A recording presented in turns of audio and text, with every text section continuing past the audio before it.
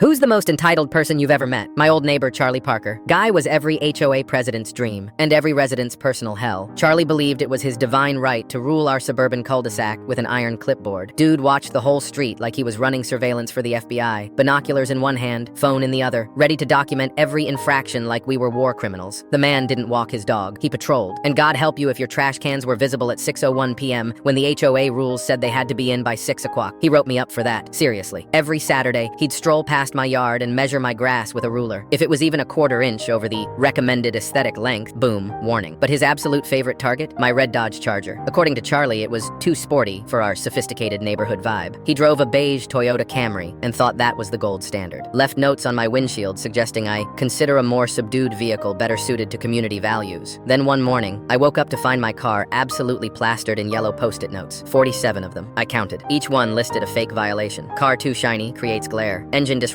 early morning serenity. Color violates neighborhood aesthetic harmony. I peeled them off, stacked them, and kept them in a drawer. Something told me I'd need them later. Then came the security camera. Charlie installed 2 high-res cameras pointed directly at my driveway. That's when I decided to fight fire with fire. I found his car's registration had been expired for 6 months. Instead of ratting him out, I bought a tape measure and clipboard and started measuring every damn thing on his property. Bushes? 2 inches taller than regulation. Mailbox? Tilted 3 degrees off alignment. House numbers? Half an inch smaller than the HOA standard. Every morning at 6:15 a.m., I'd knock on Charlie's door with a new violation printed on bright pink paper because I knew he hated bright colors. Morning, Charlie. Your wind chimes exceed the HOA-approved decibel level by 0.3 units. Here's your notice. He'd sputter, go red in the face, try to argue. But I had photos, timestamps, and measurements. Next day, Charlie, your garden gnome's hat isn't in the approved pastel palette. Soon, the neighborhood caught on. Mrs. Hudson across the street bought her own decibel meter to measure his wind chimes. Mr. White started checking the width of Charlie's sidewalk cracks with a digital caliper. It was beautiful. Charlie tried to complain to the HOA board. I came prepared, brought all 47 post-its, plus photos of his expired tags. I had a PowerPoint presentation and a laser pointer. Half the board was crying from laughing so hard. I wrapped it up with this line, just doing my part to preserve neighborhood aesthetic harmony. But the final blow? I installed a full-length mirror angled directly at his security cams, so now he could watch himself watching me. At the next HOA meeting, Charlie snapped, stood up and ranted about a neighborhood-wide conspiracy. He brought a ruler to demonstrate proper lawn height measurement, and people lost it. Then, his wife stood up. In front of everyone, she goes, "I'm done, Charlie. This morning, you measured the toilet paper roll alignment in our bathroom." Dead silent. She left him right then. 3 weeks later, Charlie moved out, left behind a 27-page document detailing violations he'd recorded about his wife's packing methods. I'm not joking. She sold the house to a family with teenage twins. First thing they did? Painted the front door bright purple. New HOA president's first act. Beige Camrys are now banned. Too boring. Disrupts community's aesthetic harmony. Last I heard, Charlie moved to a neighborhood with no HOA. Every single one of his new neighbors drives a red Charger.